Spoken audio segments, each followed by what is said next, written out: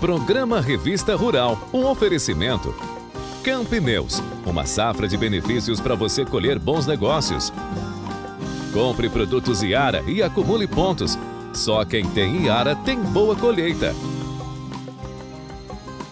Consórcio Jacto, condições especiais para você conseguir seu equipamento zero. Olá, como foi a semana? Aqui a gente seguiu trabalhando um bocado para trazer um programa especial para você dar uma olhadinha nos principais assuntos de hoje. Morango o ano todo com cultivo protegido. A hora e a vez dos produtos biológicos. O sucesso na produção de leite orgânico. Você sabe o que é penaco? Hoje você vai saber. E aí, vamos plantar rabanete? Começa agora o programa Revista Rural, a sua revista eletrônica do agronegócio.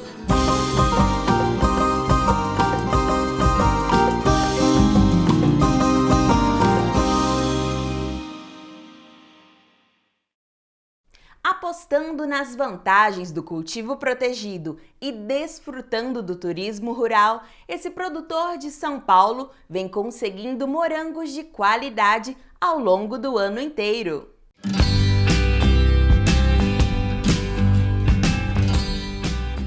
Que a cidade de Itu é conhecida pela sua mania de grandeza, nós já sabemos, né? Mas hoje nós vamos conhecer outra mania, a mania de fartura. Aqui na estufa do Parque Maeda, a produção de morango acontece praticamente o ano todo. Contando com 20 mil mudas importadas, o rodízio de morangos inspirado na cultura oriental atrai visitantes de diversas regiões do Brasil. Aqui a gente trabalha com 10 mil pés de San Andreas, que veio a muda do Chile, e a gente está com a Flórida Fortuna, que veio da Espanha, 10 mil de Flórida Fortuna. A gente procura uma espécie de melhor sabor para o cliente, então a gente sempre vem fazendo um trabalho quando de renovação das plantas, e a gente procura trazer variedades novas para estar oferecendo produtos mais doces e mais suculentos ao cliente. O cultivo protegido e a fertirrigação são estratégias que resultam no vigor e na doçura da fruta. A gente está embaixo de estufa, que a gente já protege de chuva, a gente controla o ambiente de calor também, tem saída de calor, com essa malha prata aqui, ela abre e fecha, a gente controla o calor com ela também. E a nutrição, né? A nutrição é essencial para a fruta dar um bom gosto para a fruta. E toda a irrigação, as coisas da planta aqui, 2 a 3 vezes por dia, ela vem sobre esses caninhos aqui. Tudo automatizado, a gente controla um dia, hoje vai estar mais sol, eu coloco 4 vezes por dia a nutrição e água para a planta. O sistema de slab suspenso torna o manejo mais prático, além de evitar a proliferação de doenças e pragas que são mais comuns em cultivo no chão. Aqui a gente trabalha com produtos biológicos, né? Por isso que ela já é protegida. A gente tem essa faixa amarela aqui, onde são os feromônios, para atrair os insetos, e aí onde eles não vêm no fruto e acabam ficando grudados ali naquela faixa ali. É um adesivo para inseto com feromônio. O espaçamento adequado entre as mudas influencia na produção e evita a ocorrência de fungos. Depende da região. A gente está aqui em São Paulo e Itu, e a gente está trabalhando num slab de 1,30 m com 8 plantas. Como vocês podem ver, é uma planta que ela não cresce muito. Aqui foi acabado de fazer a poda, a limpeza dela, mas ela não fecha tão... porque a planta não pode ser tão densa, fechada, né? Mas ela está um tamanho que a gente está achando melhor, assim, dá 12 centímetros cada pé, mais ou menos. Com a duração de pelo menos 2 anos, cada planta tem tido um rendimento de até 1 quilo por ano. A gente trabalha o ano inteiro produzindo. Tem épocas do ano que produz menos, né? No verão ela produz menos fruta. E agora começando outono e inverno ela começa a dar mais fruta. Mas a gente trabalha o ano inteiro produzindo frutas para o cliente do parque.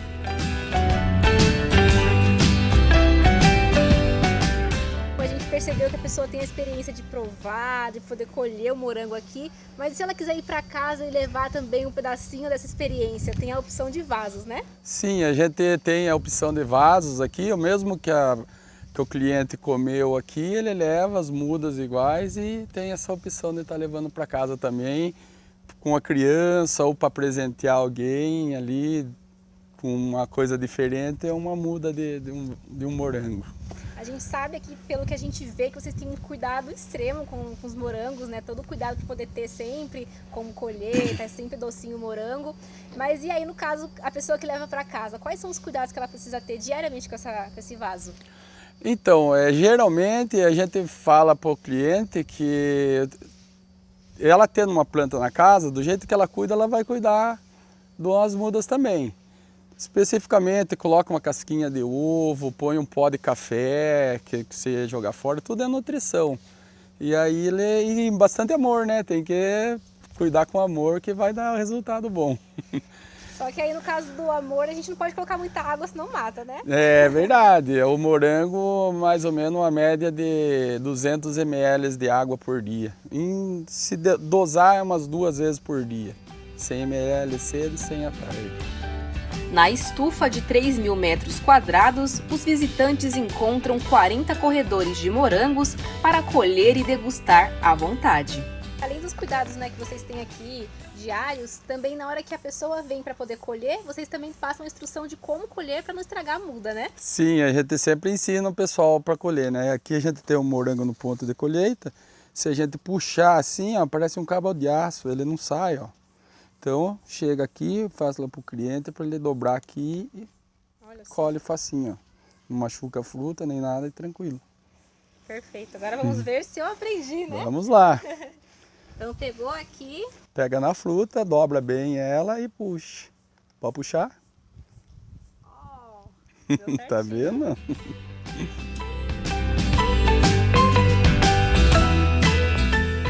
Além de divertida, a experiência de colher morangos também é saborosa. Logo na entrada, os visitantes recebem leite condensado para experimentar com os morangos que já são doces. E é uma delícia!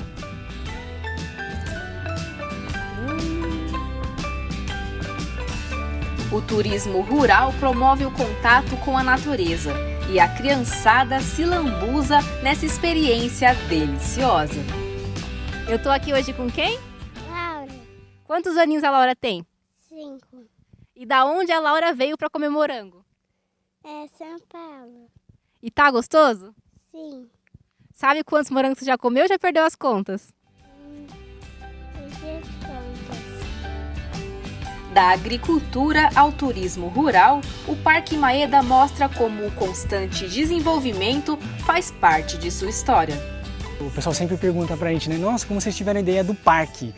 Na verdade, nunca teve a ideia do parque. Inicialmente, aqui tudo era plantação de tomate. Então, meu pai começou com plantação de tomate, ele era meieiro, então tudo era plantação de tomate a fazenda inteira. Aí ele começou a migrar um pouco para a parte de pesqueiro, né? Com alguns tanques. Então começaram a ir alguns familiares, família de trabalhadores, pescar. Aí ele começou a explorar um pouco mais essa parte de turismo rural, né? Então pesqueiro, aí para ajudar o pesqueiro começou a trazer um pouco também de outros atrativos, então passeio de cavalo, piscina, começou a construir um restaurante. E aí começou a crescer tanto essa outra parte de atrativo que não virou só um pesqueiro, virou um parque. Hoje o principal público que vem aqui não vem só para pescar. Ele vem também para curtir passeio de teleférico, trenzinho, os passeios de cavalo, pônei, o rodízio de morango aqui. Então eles vêm para fazer várias atividades e que atendem a todas as idades. Além do Ichigogari, tradicional rodízio de morangos do Japão, o parque tem inúmeras atividades que mostram a riqueza da cultura japonesa. A gente é de família japonesa, né? Maeda é um sobrenome japonês, então a gente tenta trazer aqui um pouco da cultura para Itu, né, um pouco para o Brasil. Então, desde o jardim japonês, né, a culinária japonesa que está muito presente no restaurante, e o rodízio de morango, a ideia a gente copiou do que existe lá, né, que eu falei do Ichigogari. Então lá no Japão existem várias estufas no meio da cidade em que os visitantes eles conseguem lá visitar, né, nesse mesmo sistema que a gente trouxe para cá. Então você paga um preço, ele consegue vir visitar, né, explorar aqui a estufa e colher e comer com leite condensado.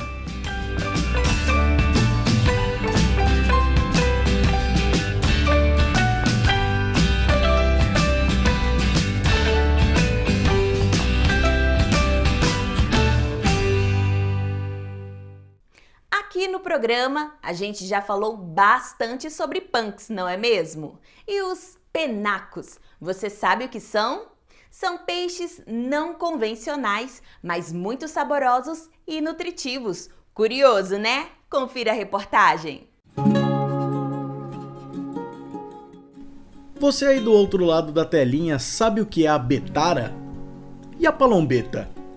Essas são apenas duas das diversas espécies brasileiras de penacos, os peixes não convencionais, termo que surgiu na cidade de Santos, no litoral paulista.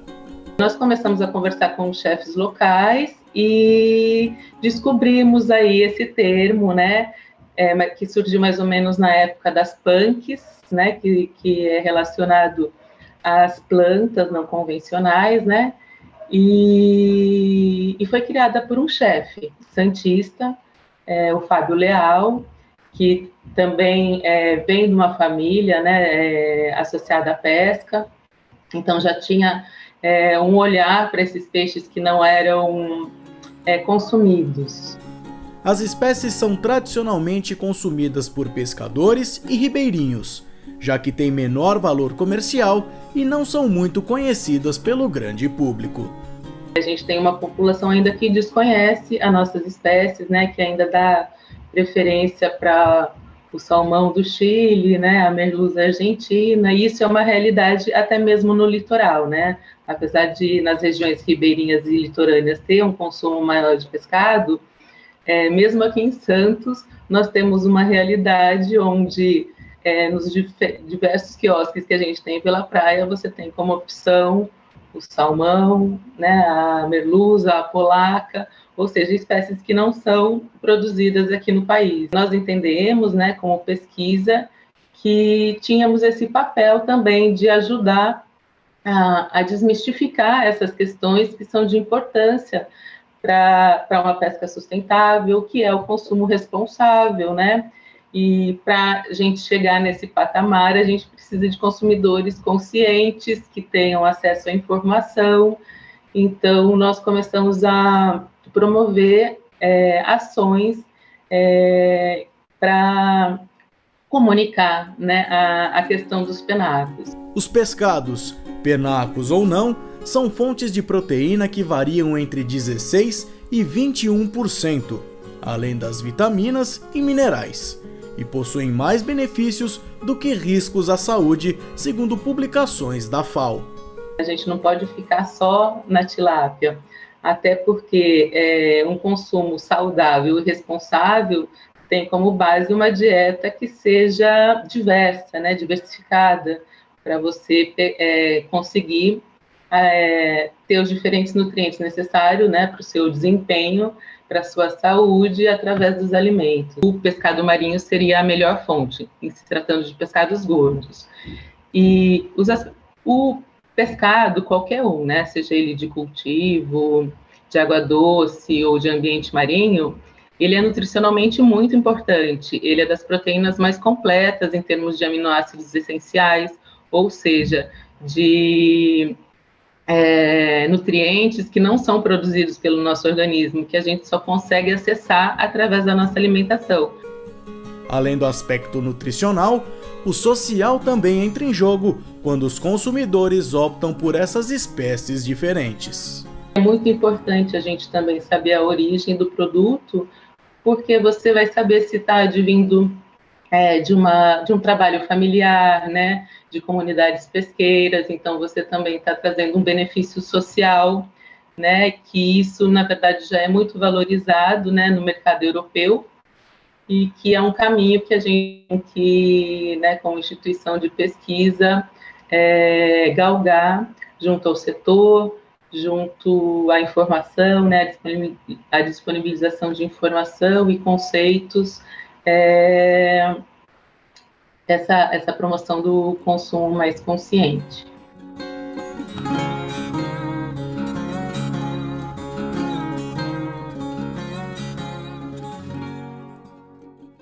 Os produtos biológicos já são uma realidade nas lavouras brasileiras, trazendo alto rendimento no controle de pragas e doenças e, o que é melhor, preservando o meio ambiente.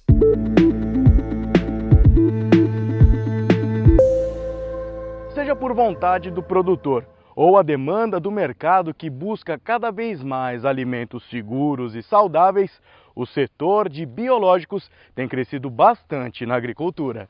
O biológico ele entrega maior em produtividade, o produtor sente no bolso lá realmente o retorno de usar o biológico. Quando você põe um micro-organismo no meio, ele vai mudar o que a gente chama de microbiota do solo, então ele vai fornecer mais nutriente, vai conseguir fazer a planta proteger e no final ele sente o impacto. E além desse impacto positivo sobre o produtor, você vai ter um impacto positivo no própria segurança ambiental, de saúde disso. Então hoje você consegue reduzir uma molécula química que tem um problema de toxicidade bastante elevada, e quando você põe o biológico, você consegue às vezes acessar mercados como o mercado de orgânicos, o mercado de hortifrutis tem um consumo muito próprio, então você consegue ter produtos mais saudáveis.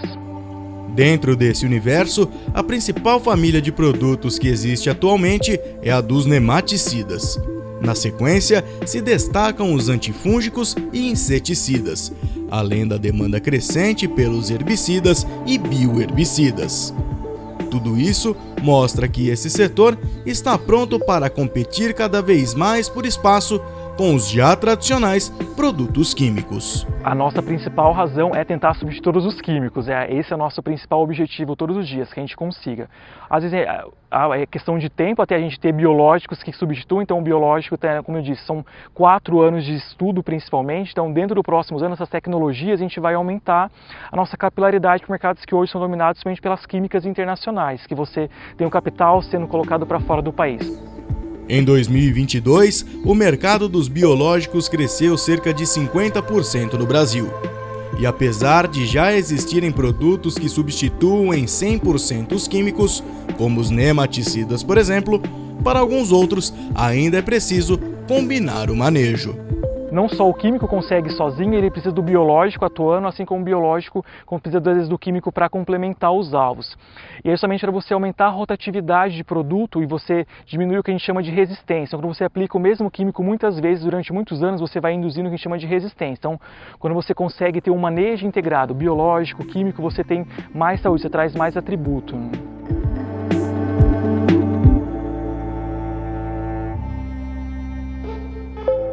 Na vanguarda das biotecnologias, hoje o Brasil é líder deste mercado, com faturamento anual de mais de $1 bilhão. Hoje o Brasil é referência em biotecnologia, os estudos são mais avançados aqui.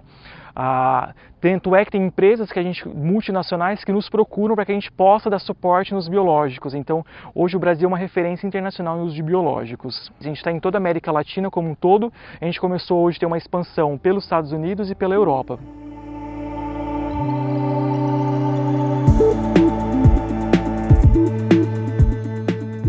Se os objetivos são ambiciosos, quem entende do controle biológico vê uma característica importante na disputa contra os químicos. Neste mercado, os produtos são formulados a partir dos alvos e não das culturas. Hoje nós temos um grande mercado de registro por conta disso, né? Porque o mercado de registro de produtos químicos ele é voltado para a cultura. Por que ele é voltado para a cultura? Por conta de seletividade para culturas. Então nós estamos falando de produtos químicos, de inertes químicos que podem acarretar alguma fitotoxicidade em uma cultura e em outra não. Então hoje o nosso mercado de biológicos, a gente tem uma certa abrangência em alvos e não culturas. Uma certa doença ou uma certa praga, ela se dá em outras culturas. Então você tem, e o produto biológico ele age sobre o alvo, então você não tem problema com a seletividade. Por falar em alvos, as principais pragas controladas hoje são os percevejos, lagartas e a cigarrinha, com produtos mostrando cada vez mais consolidação em eficiência. Por conta dessa questão da diferença, né, de alvo versus cultura, um registro de um produto biológico ele é mais simples e mais rápido em tempo do que um químico? Sim, pensamos agora num outro lado dessa fatia.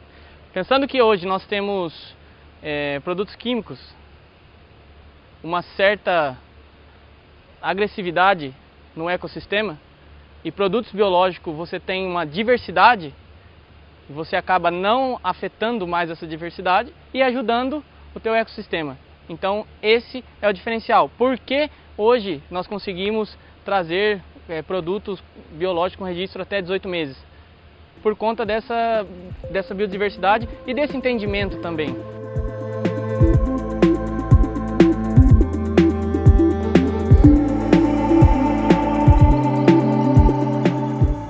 Como em qualquer novidade, a grande missão das empresas do setor de biotecnologias é conquistar a confiança do produtor.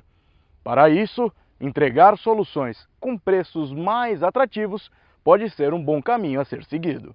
O nosso principal investimento é em pesquisa e inovação. Então, quando você testa um produto, você consegue garantir ele, você passa por diferentes fases, você consegue que o produtor ele tenha mais segurança naquilo que ele está testando. Não é simplesmente pegar uma bactéria, crescer e multiplicar sem ter nenhum conhecimento específico. Então, a gente tem um time hoje de doutores e mestres, nosso time de pesquisa e inovação, para garantir que aquilo que a gente está aplicando é realmente comprovado. Como que tem sido essa conversa, esses feedbacks, não só sobre os produtos em específico, mas sobre toda a teoria do que envolve as biotecnologias? Primeiramente, que é muito bonito você falar que você pega uma bactéria que já está no solo, você multiplica ela e consegue combater uma doença. Então é algo, a natureza controlando a própria natureza. Então tem uma história muito bonita por trás disso. E quando você mostra que no final do dia, quando ele aplica o uso do biológico, ele colhe 30, 40 sacas a mais, só pelo presente de você controlar aquele micro-organismo, você ter algo positivo, então ele consegue sentir no bolso realmente o quanto que o biológico impacta ele.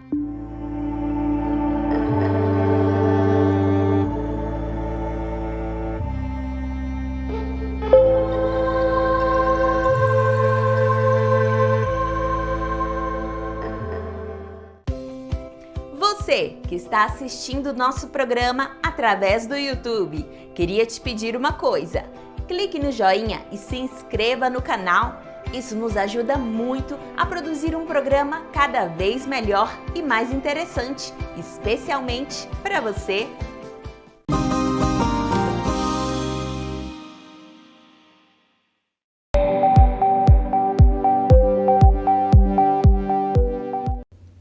A Ihara acaba de lançar um novo produto para o controle do percevejo, tanto na soja como no milho. O percevejo marrom é a principal praga da soja e o percevejo barriga verde é a principal praga do milho hoje, pensando em norte a sul do Brasil. Os danos deles são bastante impactantes, se não controlados, obviamente, né? O potencial de perda para cada percevejo metro quadrado gira em torno de um saco até 70 quilos. Tem algumas cultivares até mais sensíveis, né? Se perde um pouco mais de 100 quilos de soja por hectare.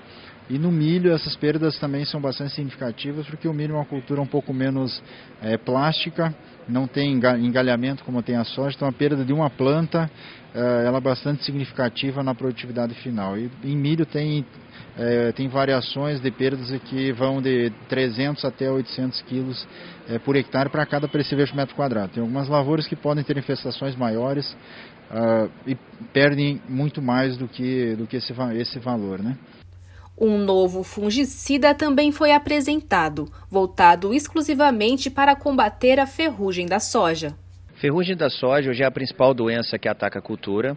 É uma doença de difícil controle, com perdas superiores a 50% nas regiões onde ela acontece. A gente tem relatos em áreas onde a ferrugem chega mais cedo, podendo causar perdas até superiores a 70%. Por que ela causa essas perdas? O fungo ele evolui muito rápido na cultura da soja, causa uma desfolha precoce, prematura, as folhas caem e o impacto direto na produtividade. Do ponto de vista de controle, temos alguns desafios. Primeiro, o momento de entrada da primeira aplicação é fundamental e a gente tem que assegurar que a doença ainda não esteja presente na área. Segundo, os intervalos de aplicação devem ser intervalos ajustados com base no fungicida que eu estou trabalhando ou na combinação versus condição climática. Terceiro, a região de atuação da doença, dependendo da complexidade do período de entre-safra climática, ela pode acontecer mais cedo ou mais tarde. E a tecnologia de aplicação, por fim, ela sela essa estratégia de manejo. Nós temos que buscar uma assertividade de controle no alvo, por ser uma doença de difícil controle que evolui muito rápido.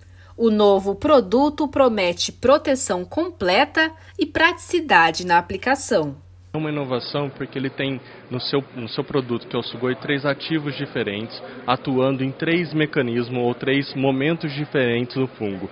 E o produto, ele tem 3 ativos e contribuindo para o manejo da resistência e seu amplo aspecto, controlando ferrugem, antracnose, oídio e também a mancha-alvo. Então, esse é o diferencial do produto, trazendo uma praticidade na formulação, que não há necessidade de mistura de tranque e que o produtor tem essa facilidade para ajudar nos principais desafios contra a soja. Os técnicos da empresa se mostram bastante otimistas quanto à eficiência do novo inseticida. Ele tem uma tecnologia que é inovadora dentro do mercado. A sua formulação foi muito bem pensada, com uma alta qualidade, para que nós tenhamos a potencialização dos ativos que estão dentro dele. E isso promove para o agricultor um maior controle dos percevejos, controlando tanto em choque quanto em residual, que resulta em produtividade e qualidade dos grãos. O Terminus ele tem um registro para ser aplicado em toda a fase da soja, em todo o ciclo. Ele não tem nenhuma restrição, pode ser aplicado tanto na modalidade terrestre quanto na modalidade aérea, o que traz segurança para o agricultor em poder utilizar o Terminus em toda a fase da cultura da soja. Um produtor decidiu mudar seus conceitos de criação e produzir um leite de melhor qualidade e mais saudável. Os resultados saltam aos olhos. Confira!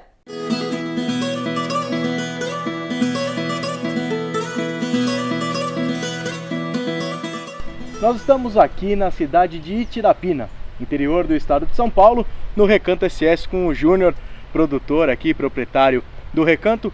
Júnior, para a gente começar essa nossa visita, esse nosso bate-papo, você puder contar um pouco como começou a história do Recanto e a tua história também como produtor de leite. A história da nossa propriedade, ela se inicia ainda na década de 80, no final da década de 80. E meu pai e meu tio, que são sócios até hoje, por isso o SS, que são os dois Saldanhas, os dois irmãos, adquiriram essa propriedade no final da década de 80. A gente começou a montá-la para a criação de cavalos. A gente trabalhou uns 15 anos com cavalos, né? E aí depois dos cavalos veio o plano do governo e tal, a gente saiu do cavalo e tentamos uma introdução em gado de corte confinado. E aí depois a gente resolveu entrar no mercado, na produção de leite. Mas desde o início, já com foco no leite a pasto, no leite mais barato, produzido a pasto, né, mais natural. A gente nunca pensou em um gado, uma alta produção, confinamento, enfim. E é aí que a nossa história se inicia no leite em 2005. 2005 vocês já tem então um certo tempo, né, com o trabalho do leite, e já viveram muita coisa em muitas passagens, né, pela pecuária até hoje, né? Isso, tanto que a gente vai na nossa produção de leite de 2005 a 2014, quando em 2014 a gente converte essa produção para o sistema orgânico, né? Então tem outra fase de 2014 para cá que é no manejo orgânico, certificado e tudo mais. Você comentou a mudança em 2014, né? O que levou vocês a partirem para o leite orgânico e fazer essa mudança alguns anos atrás? Houve um convite, né? Então, o primeiro ponto, um produtor falar, eu vou fazer orgânico. Primeiro, ele tem que ter para quem vender, né? Então com a gente aconteceu isso. A Fazenda da Toca iniciava nessa época, em 2012 ela iniciou, e em 2014, 2013 ela já convidou a gente para fazer parte desse pool de leite dela, que ela precisava de mais leite, abrindo para parceiros. Então houve a demanda de fora, né? Olha, tem um convite para converter para orgânico, vender por um prêmio 50% mais caro e tal, vamos ver, vamos produzir, vamos.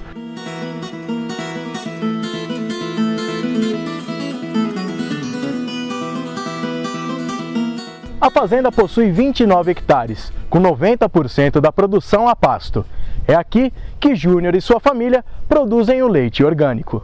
A gente começou lá atrás, né, com umas 20 vacas em lactação, mais ou menos, produzindo aí uns 13 litros por vaca, que já não era ruim na época, mas onde o calo apertou mesmo foi no ano seguinte, quando a gente sentiu necessidade de comida para essas vacas, né? Começou a faltar pasto, faltar volumoso de inverno, né? Já no segundo ano a gente já se viu apertado já. Para melhorar o desempenho, Júnior foi buscar a ajuda de especialistas na área, que com dicas de como fazer divisão dos piquetes e módulos para intensificar o pasto rotacionado, por exemplo, surtiram efeitos e ganhos na propriedade. Hoje a propriedade ela conta com 110 animais.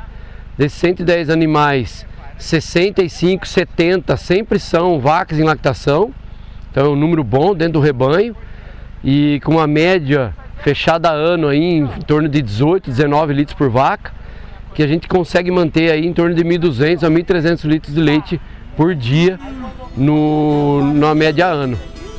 No início o trabalho era feito com uma base de animais 3/4 girolando. Com o avançar do melhoramento genético desse rebanho, a fazenda hoje trabalha também com Jersey, em cima do gado, além do Gersolando. E para a segurança da família, a destinação de todo o leite produzido já é certa. A gente tem um contrato Nestlé, que compra tudo que a gente produz, né? E a propriedade hoje ela é uma propriedade com um tripé bem firme na parte ecológica, né? Por ser orgânica. A parte social, né, porque você tem funcionários não trabalhando com veneno, com pesticidas, enfim, e também produzindo um produto socialmente correto, né, e economicamente viável. Ela é uma propriedade economicamente viável hoje. O leite é armazenado em granel, né, e hoje, por conta da planta da Nestlé ter se mudado para Araçatuba, a nossa coleta ela é a cada 48 horas. Então a cada 48 horas eu tenho um caminhão aqui, que eu mantenho ele refrigerado, né, dentro das normas, tudo direitinho, até acima das normas da IN77, que é a do leite, e a Nestlé é muito rigorosa quanto a isso, e a gente fornece esse leite então a cada 48 horas coletado a granel. Um pasto bem manejado, genética e bem-estar animal são alguns dos pontos que fazem parte da engrenagem de uma produção de sucesso. E olha que a rotina começa todo dia, bem cedinho. Na nossa propriedade a rotina se inicia às 5h30, né?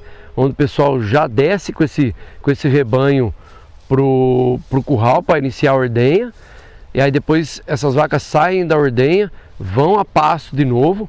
Uma parte, que é 1/3 do nosso rebanho, a gente tem um galpão de compost barn, que a gente mantém esse rebanho, que é o rebanho de vacas mais em pico de lactação, né, produzindo mais leite, exigindo mais conforto e tal. Então lá elas têm cama, ventilador e tem um aporte melhor também nessa alimentação, onde elas ficam lá até o período agora das 3h30 da tarde. E aí depois elas voltam para a ordenha de novo, né, que a gente trabalha com 2 ordenhas, e aí depois da segunda ordenha todo mundo a pasto. E a gente trabalha 90% a pasto. Para as mudanças na história da propriedade, foi fundamental a participação no programa Balde Cheio, oferecido pela Embrapa Pecuária Sudeste. Com as diversas mudanças que aconteceram aqui no Recanto, os resultados apareceram rapidamente, logo no primeiro ano, o que foi muito positivo para a família do Júnior.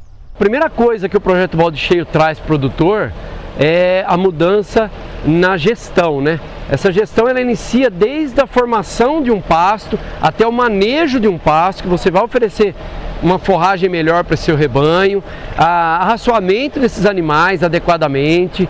Então é uma gestão que traz o produtor, e a hora que o produtor acorda, que se ele fizer a lição de casa do projeto Balde Cheio, do técnico que está assistindo ele já subiu a produção dele, já subiu a produtividade, e aí já começa a sobrar dinheiro no bolso dele. Então o que faz sobrar dinheiro no bolso do produtor é a produtividade, e não é diferente o que aconteceu comigo, que acontece com outras propriedades. O projeto Balde Cheio, quando ele entra na propriedade e o produtor, de novo, esse produtor, ele entra no projeto, vira a chavinha da cabeça dele, ele entra no projeto literalmente, a evolução é muito rápida. Então, vacas que para ele eram grandes produtoras com 15 litros, quando ele começa a fazer a lição de casa, que ele oferece um pasto bom para essa vaca vai ser de 25, de 30 litros. E ele já achava que ela era uma vaca boa. Com mais dinheiro no bolso, os produtores, de certa forma, mudam de patamar. E assim, realizar investimentos na produção se torna uma saborosa realidade. Sem dúvida, ele traz a positividade para dentro de casa, né? Porque o produtor começa a ficar feliz, porque ele começa a ver dinheiro no bolso, né? Começa a sobrar dinheiro no bolso dele, né? E aí ele compra um implemento, ele compra um trator, e aí o produtor, antes de andar com uma caminhonete boa, ele quer andar com um trator bom, né? Então a primeira coisa que o produtor vai fazer é comprar um trator bom, comprar um equipamento bom. É aí que ele vai evoluindo, né?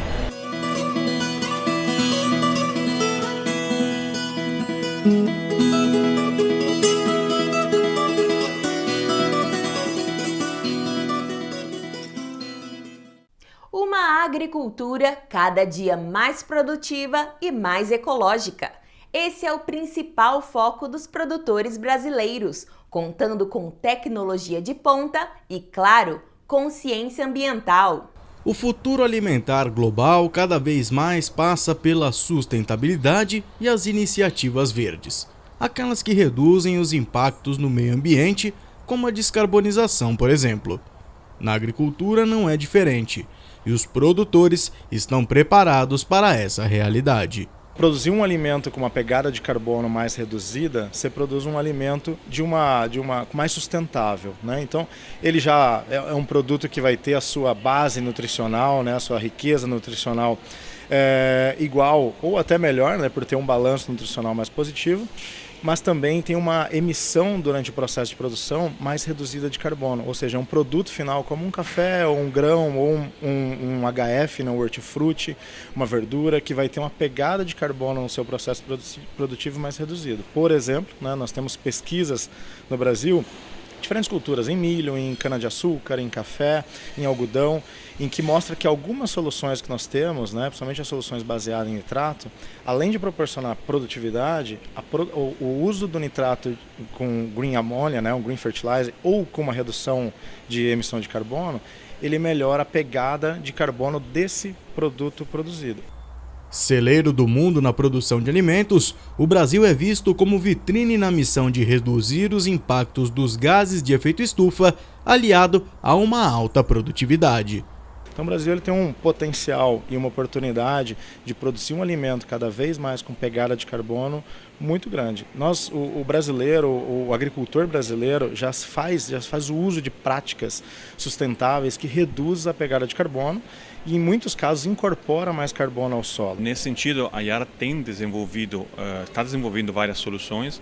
Já hoje, os produtos da Yara têm a tecnologia mais avançada do ponto de vista de sustentabilidade. Para dar uma ideia, por exemplo, já teve uma redução de 50% das emissões comparado com a tecnologia tradicional. Vamos chegar a uma redução de 30% das emissões de gases de efeito estufa na produção do fertilizante. Lá para frente, a gente obviamente está trabalhando na redução também das emissões na cadeia de valor completa. E esse ano, pela primeira vez, vamos vender e entregar fertilizantes verdes no mercado brasileiro. O primeiro cultivo vai ser café, mas nos próximos anos, obviamente, isso vai impactar de fato todo o mercado, incluindo, obviamente, a soja. Fertilizantes verdes são fertilizantes que, do ponto de vista do produto, são iguais aos fertilizantes já conhecidos, usados pelos nossos clientes, mas que são produzidos com energia com fonte renovável.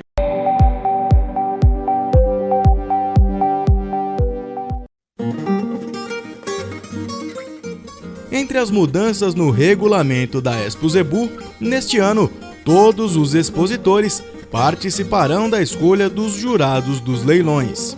E as movimentações do evento não param por aí. A grande novidade da feira é a realização que nós vamos fazer com especialistas do Brasil todo sobre o tema produção da pecuária de carne e leite com carbono neutro. Isso é um assunto importante, isso já está à nossa frente no nosso mercado. Nos próximos anos, a indústria frigorífica já vem se adequando a isso e já fazendo compromisso com seus clientes internacionais. E a gente sabe da importância da gente aproveitar a Expo Zebu, que é a grande vitrine da pecuária nacional, para levar, além de mostrar o melhoramento genético, a parte de comercialização dos animais, a gente levar a informação a todos os produtores, a todos os pecuaristas do Brasil em relação a esse assunto de sustentabilidade, de se produzir respeitando o meio ambiente, bem-estar animal e de forma correta. Com um público devoto, a organização do evento trabalha para melhor atender a demanda que virá dos visitantes. As feiras que levem a organização, atendam de forma correta seus visitantes, não só expositores, promotores, mas principalmente os visitantes, né? Saber aproximar da população. Eu acredito que nós estamos preparados para um crescimento, sim, e esperamos aí aproveitar e convidamos a todos aí de 29 de abril a 7 de maio, que estejam todos aí junto com a gente na Expo Zebu 2023 em Uberaba. Gosta de rabanete?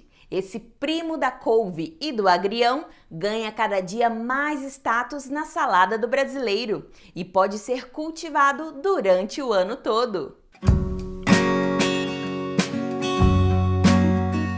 Com sabor picante, refrescante e adocicado, o rabanete é uma hortaliça rica em nutrientes.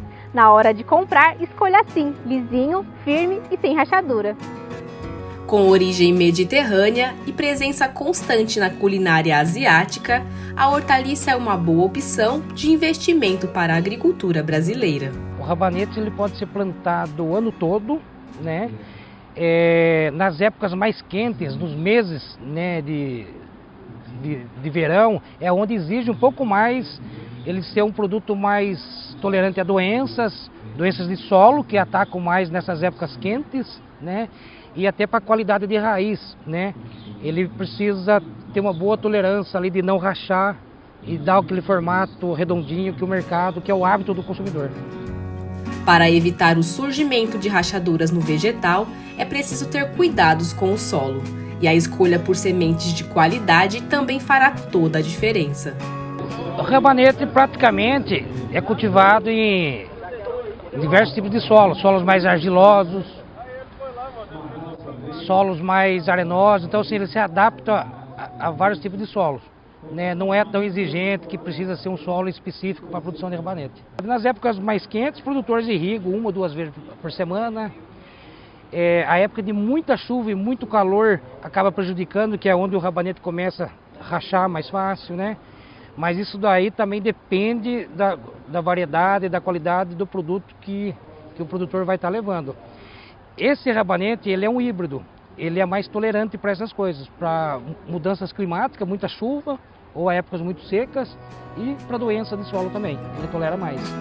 Além de uma infinidade de propriedades nutricionais que promovem a saúde do consumidor, melhorando a imunidade e auxiliando no emagrecimento, o rabanete também tem um ciclo rápido, fatores que tornam a produção ainda mais atrativa. Nas épocas, vamos falar mais frias, a média de ciclos para o rabanete estar pronto de colheita é uma média de 30 a 32 dias. Nas épocas mais quentes, até com 27, 25 dias já está pronto para a colheita. O que o mercado pede para um rabanete? É esse formato bem redondo, ele tem que ter essa raizinha que a gente fala que lembra um rabinho de rato, a coloração dele de vermelho intenso e as folhas, né? As folhas do rabanete não precisa ser aquelas folhas muito grandes, mas tem que ter uma boa sanidade de folha, porque ele é comercializado quase 100%, ele é vendido feito maço. Então ele também depende de uma qualidade boa de folha para ser feitos os massinhos e a dona de casa olhar e querer levar, né? Áreas de cinturão verde favorecem a população e os produtores locais, garantindo alimentos mais frescos e saudáveis, inclusive os rabanetes. O rabanete está centrado no cinturão verde, né? Aonde tiver um cinturão verde, aí vamos falar ao redor do Brasil, sempre vai ter produtores que cultivam rabanete.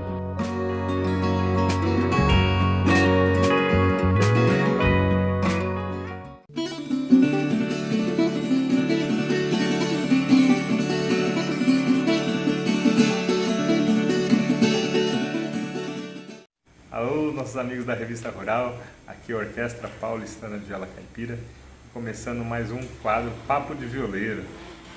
E hoje vamos fazer uma canção bonita, muito bem cantada aqui. Nós vamos tentar fazer bem cantada aqui pelos nossos meninos. Essa canção Filho Pródigo, presta atenção na letra que é bonita.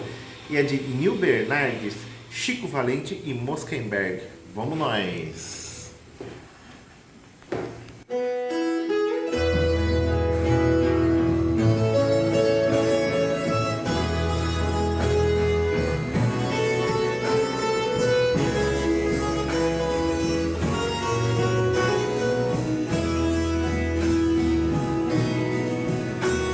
Eu tinha bom gado de corte, eu tinha bom gado leiteiro,